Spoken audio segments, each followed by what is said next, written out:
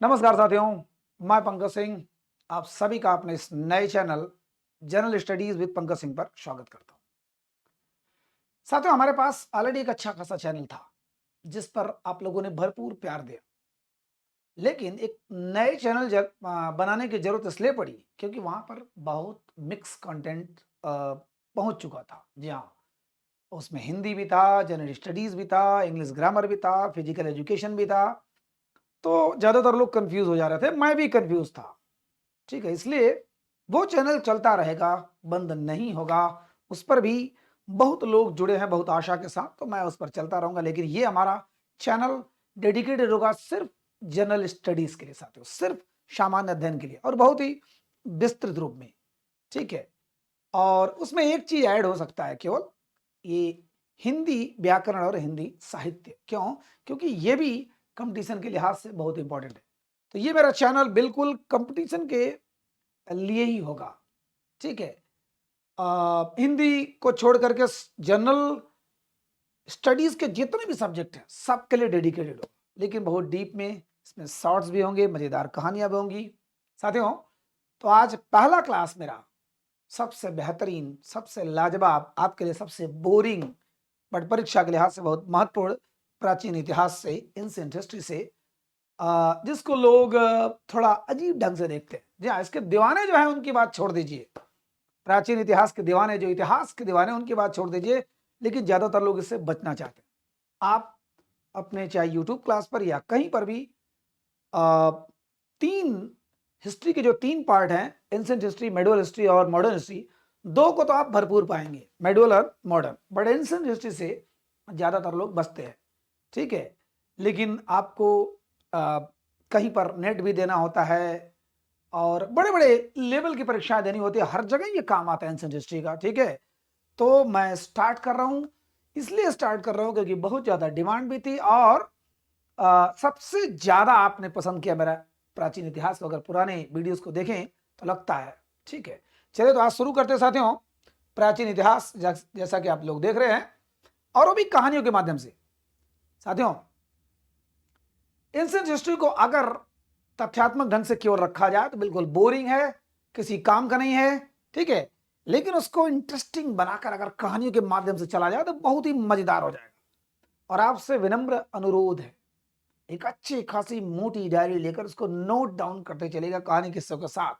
ठीक है, क्योंकि उसी रूप में मेरी बुक भी आएगी और उसी रूप में आप पढ़ेंगे, तो पढ़ेंगे नहीं, पढ़ा सकते, इतनी गारंटी है। ठीक है, मजा आएगा। चलिए आज कहानी किस्सा के माध्यम से चलते हैं प्राचीन इतिहास को, क्योंकि इतिहास पढ़ने का सबसे बेहतरीन तरीका होता है कहानी, किस्सा, नाटक, नौटंकी। थोड़ी सी कल्पना जरूर रहेगी, लेकिन आप उसके टच में आ जाएंगे, और जब टच में आएंगे तो आपको किताबें बड़ी आसानी से समझ में आएंगी। चलिए, भारतीय इतिहास जानने के स्रोत, प्राचीन भारतीय इतिहास का स्रोत। ठीक है, स्रोत मतलब कैसे हम जाने कि हमारा इतिहास प्राचीन इतिहास, चूंकि यह अजीब अजीब राजाओं के नाम है, अजीब अजीब जगहों के नाम है, अजीब अजीब सन ईस्वी है, माने ऊट पटांग सारी चीजें हैं, इसलिए लोग थोड़ा सा दूर हटते हैं। लेकिन साथियों, मेरा प्रयास रहेगा कि आपको इतना इंटरेस्टिंग बनाऊं कि मजा आ जाए। तो प्राचीन इतिहास जानने के स्रोत क्या क्या है? तो स्रोत में बहुत चीजें हैं। हाँ, आपका सबसे इंपॉर्टेंट आज मैं लूंगा साहित्य। साहित्य माने जो लिखी हुई चीजें। ठीक है, साहित्यिक स्रोत। अब साहित्य में धार्मिक साहित्य भी है और ऐतिहासिक साहित्य है। ठीक है, धार्मिक साहित्य को बाद में देखेंगे, धार्मिक साहित्य और ऐतिहासिक साहित्य। ठीक है, ऐतिहासिक। अब इसमें हिस्टोरिकल जो लिटरेचर है, इसमें कल्पना भी है, सच्चाई भी है, तथ्य भी है, बिना तथ्य के भी है। कहीं लोग मानते हैं, कहीं लोग नहीं मानते, लेकिन आधार तो वही साथियों।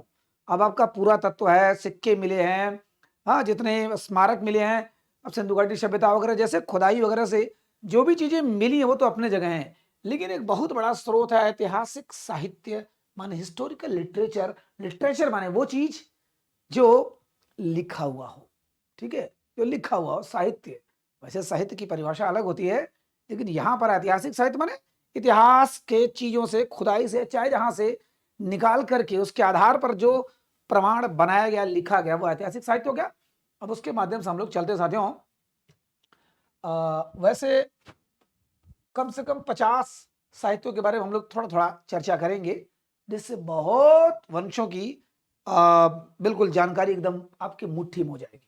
ठीक है, चलिए पहले हम लोग आज 3 नाम लेते हैं, 3 साहित्य जिससे काफी कुछ जानकारी मिलेगी। पहला है वृहत कथा, साथियों वृहत कथा। दूसरा है वृहत कथा मंजरी। वृहत कथा मंजरी नाम सभी ने सुना होगा जो एंशिएंट हिस्ट्री के जो स्टूडेंट हैं, और अगर नहीं हैं तो आज सुन लीजिए, आपको बिल्कुल याद रहेगा। और तीसरा है कथा सरित सागर। ठीक है, कथा सरित सागर, ये ध्यान दीजिएगा, इसका मूल तीनों की एक ही कहानी है, तीनों की एक ही कहानी है, लेकिन इसका मूल ये है आपका ये वृहत कथा। वृहत कथा के ये चूंकि पैशाचिक भाषा में थी, ये पैशाचिक भाषा माने प्राकृत भाषा में, पैशाचिक या प्राकृत भाषा में थी। ठीक है, जो आज जनरली हम लोग पाते हैं अफगानिस्तान के पश्तून भाषा से मिलता जुलता रहता है। ठीक है, उसकी चर्चा हम बाद में करेंगे, बस इतना जानिए बृहद कथा का ही संक्षेपीकरण ये ईशा के प्रथम द्वितीय शताब्दी में माना जाता है, माने लगभग शुरुआत जो ईस्वी हुआ था वहां पर शताब्दी में। और इसके लेखक जो थे वो थे गुणाढ़। पूरी कहानी बता रहा हूं साथियों, गुणाढ़ इसके लेखक थे। वृहत कथा मंजरी के इसके थे क्षेमेंद्र, और कथा सरित सागर के सोमदेव, आचार्य सोमदेव। ठीक है, ये दोनों कश्मीरी थे, ये दोनों कश्मीरी थे, कश्मीर में। और ये आपका सातवाहन वंश के थे, सातवाहन वंश में। ठीक है, ब्राह्मण वंश में 3 वंश बहुत मेन हुए हैं जो यहां पर जो शासन किए हैं ब्राह्मण वंश में, शुंग वंश, सातवाहन वंश, ठीक है, कण्व वंश। शुंग वंश, सातवाहन वंश, कण्व वंश, वैसे वाकाटक वंश भी था, लेकिन शुंग सातवाहन कण्व हम लोग बाद में पढ़ेंगे धीरे धीरे, बस इतना जानिए। सातवाहन वंश बहुत ही बेहतरीन एक राजा हुए थे, गौतमी पुत्र सातकर्णी, और राजा हुए थे। ठीक है, उन पर मेरा वीडियो ऑलरेडी उस वाले चैनल पे बना हुआ है, आप लोग देखिएगा। फिलहाल तो ये गुणाढ़ ने लिखा क्या, वृहत कथा। क्षेमेंद्र ने लिखा वृहत कथा मंजरी, खूब मोटी सी किताब। और सोमदेव ने लिखा कथा सरित सागर। अगर इसको देखा जाए ये वाला, तो ये मूल रूप से पैशाचिक या प्राकृत भाषा में था। उसका आज मूल जो किताब है वो उपस्थित नहीं है। हाँ, उसको तोड़ मरोड़ करके इधर संस्कृत में इसको रखा गया है। आज जो मिलता है, कहीं क्षेमेंद्र के बृहत कथा मंजरी, कहीं सोमदेव का कथा सरित सागर, और तीनों की कहानी साथियों एक है। हम लोग आज जो कथा जानेंगे वो तीनों को समझ जाएंगे। ठीक है, क्योंकि एक को पढ़ने का मतलब तीनों आप पढ़ रहे हैं। अब एक बड़ा चीज है, थोड़ा गूढ़ है, थोड़ा सा कठिन है, पैशाचिक भाषा में है, प्राकृत भाषा में है, उसको सरल बना करके लिखा गया, तो कहानी तो वही रहेगी, थोड़ा तोड़ मरोड़ के लिखा गया। ठीक है, और यहाँ की भी कहानी थी, कश्मीर के राजा आनंद देव और उनकी एक पत्नी थी। ठीक है, उनका नाम नहीं याद आ रहा है, बट इतना जानिए कि कश्मीर के राजा, इन दोनों की कहानी लगभग एक ही है कि कश्मीर के राजा, और ये 10वीं शताब्दी में साथियों, कश्मीर के राजा थे, उनकी एक पत्नी थी और उनका एक बेटा था।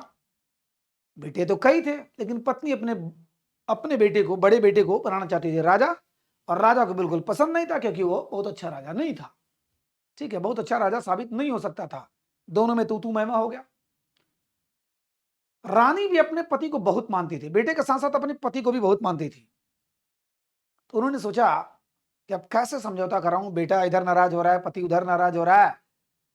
तो वहीं पर सोमदेव ने उस रानी को खुश करने के लिए, उनके विनोद के लिए, उनके मनोरंजन के लिए ये कहानी लिखी।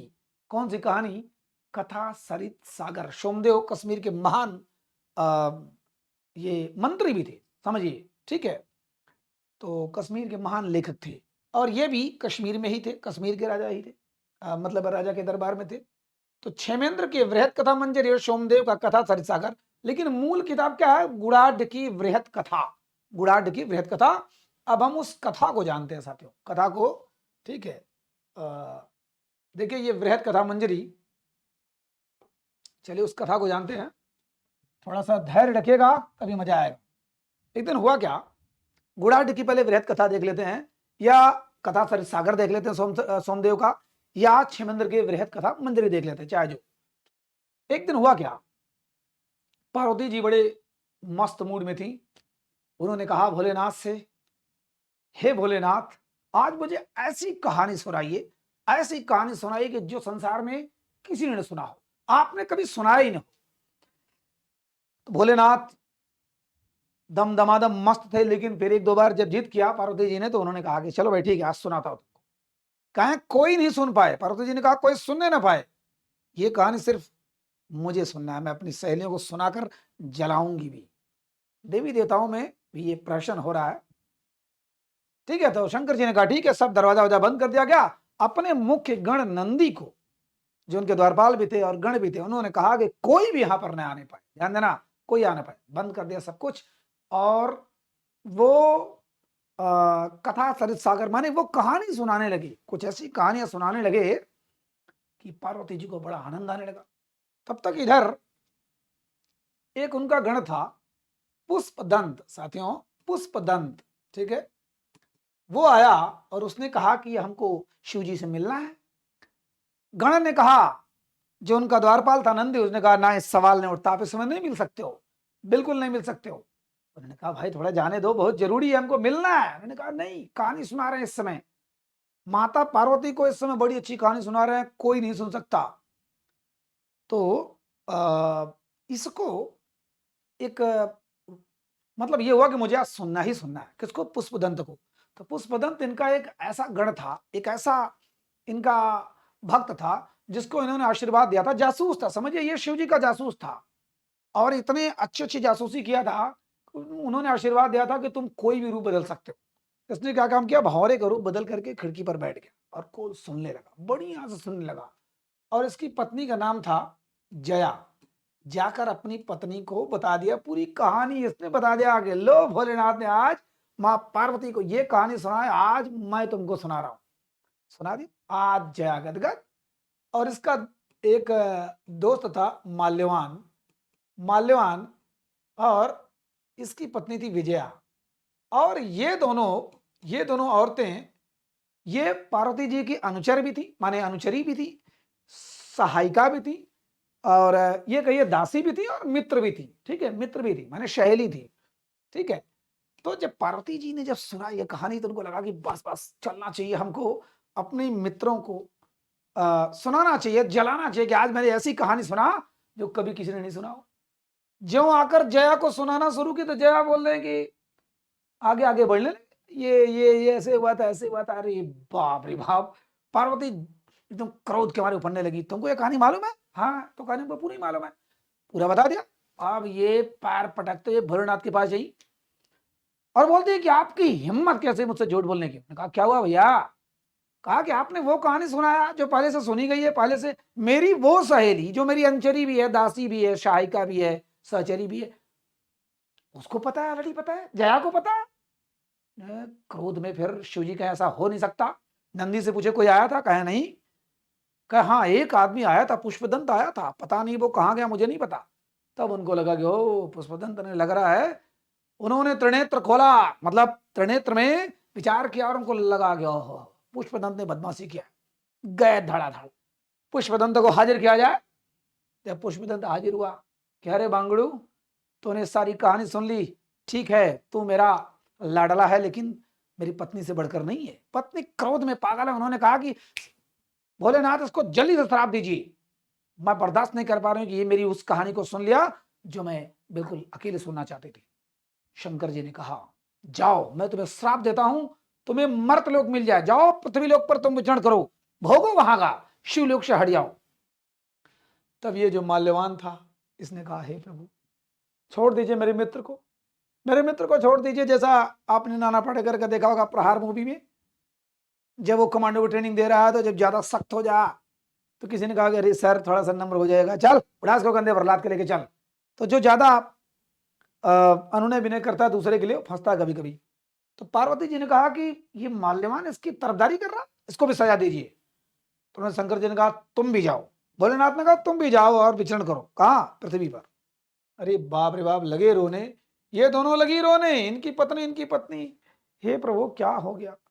हे माते क्या हो गया, कम से कम इतना बड़ा सजा मत दीजिए, ठीक है उन्होंने गलती किया। तो धीरे धीरे पता ही है देवता लोग पिघलते ही है, पिघल उगल के गए, कहे चलो भैया अ, हो जाएगा, कुल धीरे धीरे हो जाएगा, सबको शांत हो जाएगा। कहें क्या?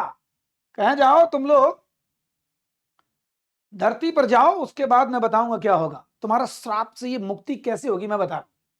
पुष्पदन तुम जाना, एक काणभूति, एक जंगल में, विंध्य के जंगलों में काणभूति नामक राक्षस मिलेगा, पैशाच मिलेगा, काणभूति पैशाच मिलेगा। उस पैशाच को जो मैं कहानी बताया हूं ना, जो तुम चोरी से सुन लिए थे, उस काणभूति नामक पैशाच को वो कहानी बता देना, तुम तर जाओगे, तुम तर जाओगे। किसको कहा? पुष्पदंत को तुम तर जाओगे। कहा अच्छा। कहा मैं कैसे तरूंगा? तरना मतलब कि मृतलोक से आ जाओगे फिर शिवलोक में। इन्होंने कहा कि वो कहानी, तुम वही कहानी उस पैशाच से सुन लेना, पैशाच भी तर जाएगा। क्यों? क्योंकि वो भी एक श्राप से ग्रसित एक यक्ष है, जो बेचारा तड़प रहा कि कोई मुझे आके कहानी सुनाए। तुम उस पैशाच से वो कहानी सुनना और संसार को सुनाना, ठीक है? उस पैशाच से। इनको कहा कि तुम जाओगे उस पैशाच को कहानी सुनाओगे, तुम तर जाओगे। अब पैशाच इनको कहानी सुनाएगा, किसको? माल्यवान को। और ये माल्यवान मतलब वो पैशाच तर जाएगा, और माल्यवान तुम पूरे संसार को ये कहानी सुनाओगे, तुम तर जाओगे। चलो भैया ठीक है, श्राप मिल गया तो अफसाना ही है, ठीक है। पहुंच गए धरती पर, आए ये भाई साहब, ये नाम से आए वर रुचि, ठीक है, वर रुचि या कात्यायन नाम से इनका। साथियों वैसे वर रुचि 8-9 लोगों का जिक्र मिलता है, बहुत इसमें कंफ्यूजन होता है कि वर रुचि कौन थे। लेकिन यहां पर जो कहानी मिलती है, नंदवंश आपने सब सुना होगा, नंदवंश, जहां घनानंद, ठीक है, घनानंद, घनानंद के दरबार में एक बहुत बहुत महान पंडित हुए थे, वररुचि या कात्यायन, ठीक है। हालांकि वहां पर कई लोगों का नाम आता है, वररुचि वाला कंफ्यूजन हमेशा रहेगा। लेकिन यहां पर जो कहानी मिलती है उसको ध्यान दीजिए कि वररुचि या कात्यायन, उनका नाम कात्यायन मिलता है। वररुचि संस्कृत साहित्य में इनका बहुत बड़ा स्थान है। तो ये नंद वंश में घनानंद के मतलब नाम भी मत लीजिए, घनानंद, महापद्मानंद। महापद्मानंद के 8 बेटे थे, 8 में से घनानंद सबसे गंदा माना जाता है। इसी को विनष्ट करके, नष्ट करके चंद्रगुप्त और चाणक्य मौर्य ने मौर्य वंश की स्थापना की थी। जो कहानियां मिलती हैं, जो कहानियां मिलती हैं, सच्चाई तो नहीं है साथियों, लेकिन जो कहानियां मिलती हैं, घनानंद को किसने नष्ट किया था? चाणक्य ने, आचार्य चाणक्य ने, विष्णुगुप्त ने, कौटिल्य ने। किसकी सहायता से? चंद्रगुप्त मौर्य की सहायता से नष्ट किया। यहीं पर वररुचि कात्यायन थे। चलो ठीक है भैया। हुआ क्या, वररुचि और कात्यायन जब काफी दिनों तक रहे, नंदवंश को संभाला, मगध का नंदवंश, मगध 16 महाजनपद में सबसे महान साम्राज्य। 16 महाजनपद थे, जैसे आज 28 प्रदेश हमारे देश में, इससे पहले 16 प्रदेश थे। 16 में सबसे शक्तिशाली मगध जनपद था। और उस मगध वंश को इन लोगों ने बड़ी शिद्दत से पाला पोषा। लेकिन बाद में याद आगा करी, यार मैं तो श्राप ग्रसित हूं, मुझे जाना चाहिए उस जंगल में, विंध्य के जंगलों में। नंद तो बिहार में, नंदवंश मगध में, मुझे विंध्य के जंगलों में, माने विंध्याचल, माने वही मध्य प्रदेश यूपी में, वहां जाना चाहिए और उस पैशाच को कहानी सुनाना चाहिए। ठीक है, गया, गए ये भाई साहब, पैशाच को कहानी सुना दिए। वो पैशाच बड़ा खुश हो गया, ये तो तर गए। वररुचि कात्यायन, उन्होंने वही कहानी जो शंकर जी ने पार्वती जी को सुनाई थी, वही कहानी, सोचिए ये सब बृहद कथा वाली चल रही है, बृहद कथा, विशाल कथा, उन्होंने सुना दिया। और पैशाच, पैशाच ने पैशाच को मुक्ति तो मिली, लेकिन इनको भी श्राप था कि जब तुम ये कहानी, ये माल्यवान जब कोई दूसरा रूप पकड़ के आएगा उसको सुनाओगे, तब तुम तरोगे। चलो इनका तो तर हो गया। ध्यान देना, बृहद कथा की कहानी है। पुष्पदंत किस रूप में जन्म लिया? वररुचि या कात्यायन के रूप में। कहा? नंदवंश में। और नंदवंश में वो एक दिन जाकर के विंध्य के जंगलों में वो कहानी सुनाते उस पैशाच को। उस यक्ष, वो भी श्रापित था कि तुमको जब कोई कहानी सुनाएगा ना, तब तुम्हारा एक कस कटेगा, और तुम जब माल्यवान को सुनाओगे तो तुम पूरा तर जाओगे। ठीक है। इधर माल्यवान जन्मे कहां पर साथियों? सातवाहन वंश में। सातवाहन वंश में किस नाम से जन्मे? सातवाहन वंश के एक राजा थे, राजा हाल, बहुत प्रतापी राजा, राजा हाल, जिन्होंने एक महान किताब रचा था, गाथा सप्तशती। गाथा सप्तशती। सोचिए, इसकी भी कहानी बताऊंगा।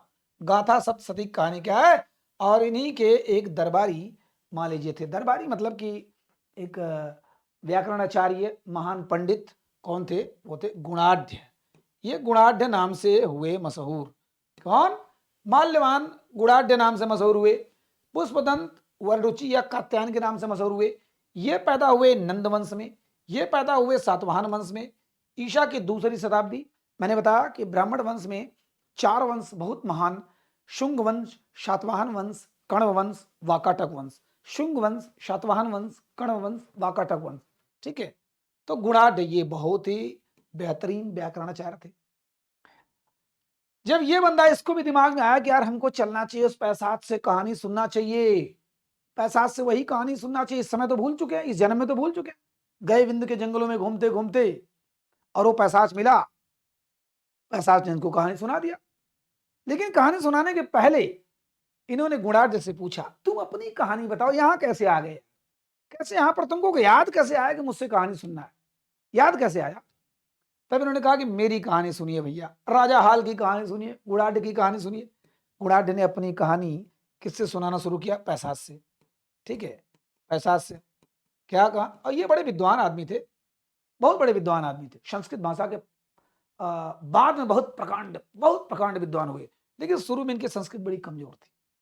इनकी जो रानियां थी ना, रानियां थी वो बहुत तेज तर्रार थी। खास करके एक रानी उसमें बहुत तेज तर्रार, संस्कृत की प्रकांड विद्वान थी, विदुषी थी।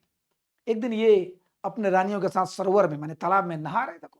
राजा हाल की बात कर रहे, गुणाढ़ बता रहे हैं पैसाच को कि नहा रहे थे, तब तक उसी में कोई शब्द ऐसा मोदक नाम से, संस्कृत में कुछ और आगे पीछे लगा करके मोदक नाम से रानी ने कुछ उच्चारित किया। तो राजा ने समझा कि मोदक मैंने लड्डू मांग रहे, लड्डू का भी मंगवा दिए खूब थाल में और परोसे। उन्होंने कहा कि ये क्या है? कहा कि भाई मोदक आप ही ने तो मांगा। उसके बाद तो उस महिला ने बहुत तिरस्कार किया राजा का कि ये मोदक, तुम कितने ओछे हो, तुम्हारी संस्कृत कितनी गंदी है। मैं बड़ी दुर्भाग्यशाली हूं कि आप जैसे राजा से मेरा विवाह हुआ है। मैं इतनी विदुषी महिला, आपका संस्कृत इतना घटिया है। मतलब बहुत जलील किया। वो एकदम डिस्टर्ब हो गए, वो निकली। और इनके दरबार के बहुत बड़े व्याकरणाचार्य थे, कौन? गुणाढ़। उन्होंने कहा कि मुझे संस्कृत सीखना है। अरे वही शादी में जरूर आना वाली कहानी है ना, आईएएस बन जाएंगे भाई साहब, जब तक दिल टूटेगा नहीं तब तक कुछ होगा नहीं। तो उन्होंने कहा कि हमको सिखाओ। कहा कितने दिन लग जाएगा? गुणाढ़ कहा बिल्कुल सिखा दूंगा आपको, संस्कृत का चैंपियन बना दूंगा।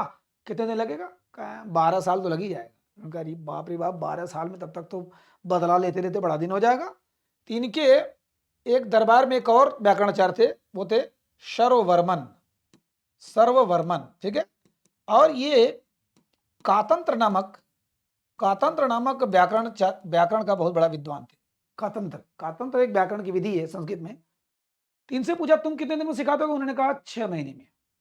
हो गई टक्कर। अरे 6 साल में। उन्होंने कहा कि भाई 12 साल में, कहा 6 साल में संभव ही नहीं कि संस्कृत का व्याकरण सिखा दिया जाए। अगर अच्छा व्याकरण चाहिए, विद्वता चाहिए, तो कम से कम 12 साल चाहिए। इन्होंने कहा कि नहीं, मैं 6 साल में सिखा दूंगा। और शुरू हो गया। 6 साल में वास्तव में कातंत्र नामक व्याकरण की सहायता से सर्ववर्मन ने उनको संस्कृत का विद्वान बना दिया। और गए अपनी पत्नी से बदला लिया, बहुत बड़े विद्वान हुए। पत्नी ने माफी मांगा, सब लोग उनकी संस्कृत की तारीफ करने लगे। महान विद्वान संस्कृत के हो गए। कौन? राजा हाल। तो कहे तुम यहाँ कैसे आए? पैसाच ने कहा यहाँ कैसे आए? कहे तब जान रहे हो, जब इनकी तूती बोलने लगी सर्ववर्मन का, भाई 6 साल में सिखा दिया, 12 साल में, इसका मतलब आप बेकार, भाग जाओ यहाँ से, निकल जाओ यहाँ से। निकलते रहा, निकलते निकलते मुझे याद आ गई कि अरे मैं तो शाप ग्रसित हूं, चलना है मुझे जंगलों में। फिर आ गया यहाँ पर आपसे कथा सुनने। ठीक है। तब पैसाच ने वो कथा सुनाई, कौन सी? बृहद कथा वाली, जो चाहे उसको बृहद कथा मंजरी बोलिए, चाहे कथा सरित सागर बोलिए, वो कथा सुनाई, बढ़िया से सुनाया। और सुना करके उन्होंने उसको पैशाचिक भाषा में लिखा। किसने? पैशाचिक भाषा में लिखा ये गुणाढ़ ने। सोचिए कि वो सुनाकर वो पैसाच चला गया, वो तो मुक्त हो गया। यक्ष जो श्रापित हुआ था वो तो मुक्त हो गया। और इन्होंने गा गा के खूब बढ़िया से 7 लाख श्लोक में लिखा उसको, जंगलों में बैठ करके। कहते हैं कि जब लिख रहे थे वो, तो रोते रोते लिखते थे। इतनी बेहतरीन कथा, इतनी बेहतरीन, रोते रोते लिखते थे। उनके कथा को सुनकर के पशु पक्षी आकर वहीं बैठकर, ऐसे कहानियों में जो मिलता है, सब आकर सुनते थे, सब आके रोते भी थे। उनकी रुलाई में, उनके रुदन में वो शांत देते थे। इतनी बेहतरीन कथा 7 लाख श्लोकों में लिखा। उनके साथ एक उनका अनुचर भी रहता था, गुड़ाढ्य के साथ एक उनका एक दोस्त भी आया हुआ था। उन्होंने लिखने के बाद कहा कि चलो भाई, अब तो गलती हो गई, हमको भगा ही दिए, लेकिन आज ये जो कथा लिखा हो ना, ये राजा पैशाचिक भाषा में लिखा था, ध्यान दीजिएगा, क्योंकि पैशाच ने सुनाया था, उसी प्राकृत भाषा में लिखा था। हालांकि बाद में राजा हाल भी बहुत बड़े चैंपियन बने। तो उन्होंने कहा कि जाओ अनुचर, हे अनुचर, जाओ ये मोटी किताब 7 लाख श्लोकों वाली दे, और राजा को गदगद हो जाएंगे, मस्त हो जाएंगे, कम से कम मुझे माफ कर देंगे। एक गया पट्टा लेके लेके जब वहां जाता है तो उन्होंने कहा कि ये कौन सा भाषा भाई? अच्छा हाँ, वहां स्याही तो थी नहीं जंगलों में, उन्होंने अपने खून से काट कर कर खून से लिखा था, गाते हुए रोते हुए लिखते थे। सारे पशु पक्षी जंतु जानवर आके बैठकर सुनते थे बकायदे, और होता था कि कितना विराट साहित्य लिखा जा रहा है ये। पहले तो राजा देखते ही चिढ़ गए कि खून से लिखा हुआ है, क्या है, गंदा गंदा लग रहा है। दूसरी बात, कौन सी भाषा थी? प्राकृत भाषा थी। उन्होंने कहा कि यार आम जनता को कुछ समझ में नहीं आएगा, पैशाचिक भाषा।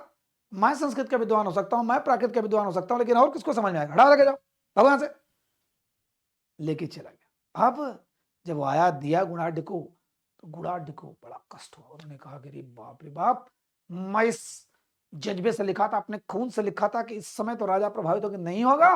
तो उन्होंने क्या काम किया, एक बहुत बड़ा चिता जलाया और गाना शुरू किया। गा करके एक एक पन्ना गाते थे और उसको फेंकते थे, आग में फेंकते रहते थे, जलाते रहते थे। सोचिए, अब पशु पक्षी इतने उदास हो गए, इतना ज्यादा रोने लगे उनके साथ, कि इतने मेहनत से, शिद्दत से लिखा था, और वो जला रहे जला रहे जला रहे, फेंक रहे। तो यहाँ पशु पक्षी बेचारे एकदम पतले हो गए, बिना खाए पिए वहीं रह जाते थे, वो एकदम रोगी होने लगे। तो राजा के यहाँ हड़कम मचा, क्योंकि राजा के पास जो शिकार जो मार के जाता था खाने पीने के लिए, वहां सब दुबले पतले वो कौआ बिरयानी मिलने लगा, पतले पतले टांग वाले सब हड्डी मिलने लगी। तो राजा ने कहा भाई ये कौन सा मजा नहीं आ रहा, स्वाद नहीं आ रहा, ये जिस गधे के मांस, जिस हड्डी पर मांस में बड़ा मजा आता था, वो आज एकदम बेकार क्यों लग रहा? तो उन्होंने कहा भैया आज ही मांस मिल ही रहा तो क्या किया जाए, कहीं पता करो, इतने सब दुबले पतले कैसे सब जंतु जानवर हो गए। तो जब पता किया गया, पता चला भैया जब खा ही पी नहीं रहे हैं, वो तो कहानी सुन रहे गुड़ाढ़ का, उन्होंने खून से लिखा था और जला रहे हैं और रो रहे हैं, गा रहे हैं।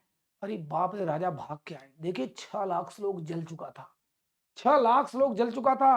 लास्ट में उन्होंने हाथ पकड़ लिया और कहा बस करो मेरे भाई, बंद करो, क्योंकि इतना बड़ा अपराध मैंने किया है, अब नहीं सहन करूंगा। उन्होंने रोक दिया। 1 लाख श्लोक बचा रह गया, वो आज भी माना जाता है 1 लाख श्लोक, ठीक है, 1 लाख श्लोक बचा रह गया।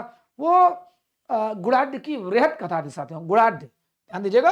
इस यही मूल स्रोत है पैशाचिक भाषा में या प्राकृत भाषा में, जिसको फिर बाद में संस्कृत में क्षेमेंद्र की बेहद कथा मंजरी और सोमदेव के कथित कथा सरित सागर में लिखा गया, ठीक है, कश्मीरी लोगों ने लिखा।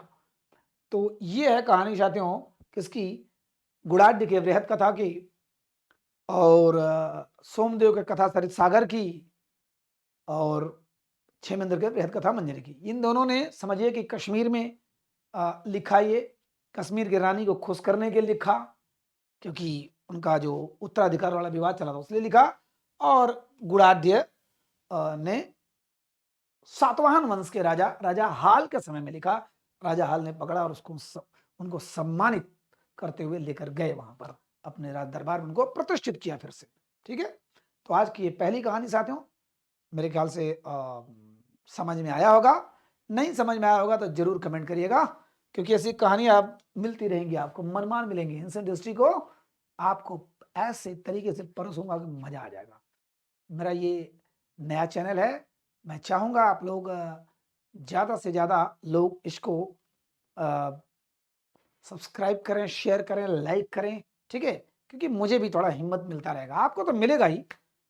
ये गारंटी है कि लगातार अगर मिलता रहा तो आप खुद ही दीवाने होंगे, मजा आएगा। लेकिन अभी शुरुआती दौर है, इसलिए शेयर, सब्सक्राइब और लाइक करते जाइए, ठीक है। मिलते हैं जल्दी, नमस्कार।